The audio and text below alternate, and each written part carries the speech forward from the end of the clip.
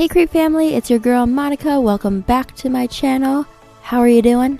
Today I am bringing you the fourth look in our 13 Days of Halloween series with the Crypt Keeper from Tales of the Crypt. So if you'd like to see how I created this look, then please keep on watching. Alright guys, so to start, just taking a quick sip of coffee here, and then grabbing our trusty old ball cap. We're going to sketch out the areas that we're going to cut off. Then just using a little pair of scissors, I'm going to cut off that excess material. Once we're done with that, we're just going to use either some spirit gum or Prozaid, whatever you got, to adhere this to our skin. Also, don't forget to do the back of your neck there. Once you're done with that, we're going to move on to our face prosthetic. But before we do that, I'm going to show you how we made it. So just grabbing a reference picture, whatever you want. This is the one I chose. I'm going to use my face cast. If you don't have a face cast, you can certainly use just kind of one of those cheap foam wig heads you can find at the craft store and just build it off that as well. But having a face cast is nice because then you can make it to the proportions of your actual face. So I'm just literally grabbing liquid latex and cotton balls, tearing apart the cotton, dipping it in the liquid latex, just totally coating it in that, and then literally just shaping the form into whatever I want it to be. So Crypt Keeper has very prominent cheekbones, brow bone, chin, all that kind of stuff. So I'm really kind of focusing on those areas, making sure to build them up as I see fit, and then just kind of filling in all the extra space with more cotton balls and liquid latex until it gets into the shape I want. Remember, just use your reference picture, do the best you can, and just go from there. Once you're done and you're happy with the shape of everything, just go ahead and let that dry overnight. Then the next step we're going to do is we're going to start putting the little decrepit teeth he has on his mouth. So I'm just grabbing some resin teeth that I ordered from Amazon and using a glue gun to stick this to the prosthetic. So again, because he's got more decrepit corpse-like features, we are kind of creating a lot of missing teeth and just a lot of space in between the teeth, and just kind of do this however you want until you like the way it looks. So before sticking the actual prosthetic to our face, I'm going to grab a black water-activated face paint. You can use eyeshadow or whatever else you want to do for this part, but I'm just using this on the tip of my nose and around my mouth, so that way you don't see those areas underneath the prosthetic. I'm then using some Prozaid on the inside of my prosthetic to adhere this to my face. Once that's nice and secure, I'm then taking some liquid latex, placing this down, putting some ripped up tissue paper. Make sure those edges are jagged and not clean, straight edges. That way you can hide them a bit better.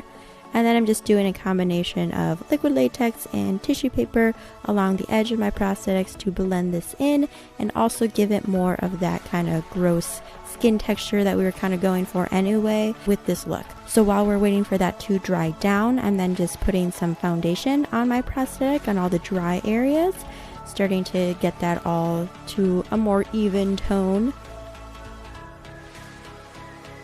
I'm then going in with some dark brown eyeshadows and just placing that all over the upper and lower lids.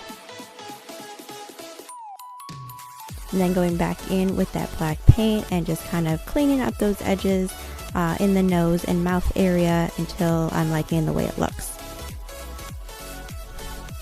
Now that the rest of our head is dry, I'm going in with that foundation again. Next, I'm grabbing a brown water-activated face paint and putting this on a brush and just kind of spritzing this all over, using just kind of a flick effect with my thumb to get more of like that sprayed texture. Once I've done a good amount of that, I'm then going in with a stippling sponge and just adding more of that onto the skin and creating even more texture and kind of grittiness. Next, we're going back in with a combination of dark brown and black eyeshadows and starting to define all the features on our prosthetic. So creating all those shadows and just stronger definition everywhere that we need it. Also, don't forget to do the inside of your ears too.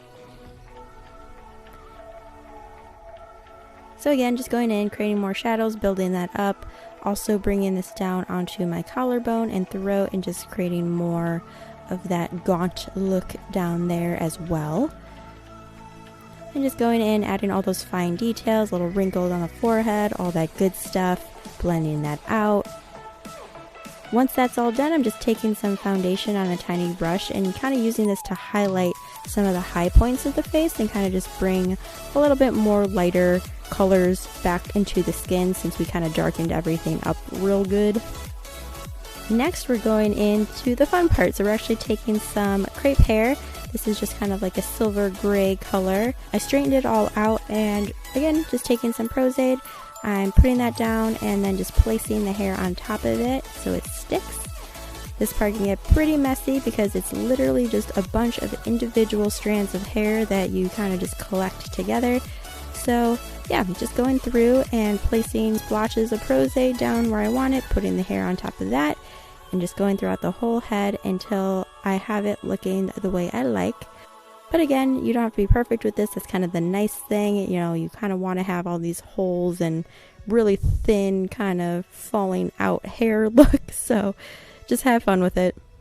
And that's it, guys. You are now the Crypt Keeper.